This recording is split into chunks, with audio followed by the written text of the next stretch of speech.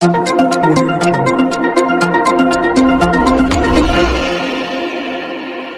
શહેરના અલગ અલગ પોલીસ સ્ટેશનના પ્રોહિબિશનના ગુનામાં નાસ્તા ફરતા આરોપીને પકડી પાડતી ઝોન 2 LCB શાખા પોલીસ કમિશનર સુરત શહેરના સુરત શહેરના ગુનાઓમાં નાસ્તા ફરતા આરોપીઓને પકડી પાડવા માટે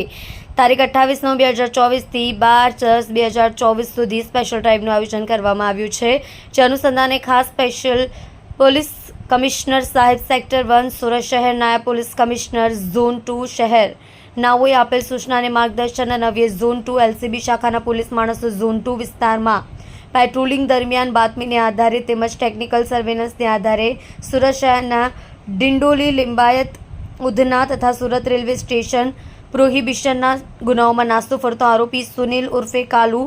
ટેશનિયા લોટનભાઈ સંદાન શિવને પકડી પાડી કાયદેસરની કાર્યવાહી કરી વધુ તપાસ અર્થે ડિંડોલી પોલીસ સ્ટેશનને સોંપવામાં આવેલ છે।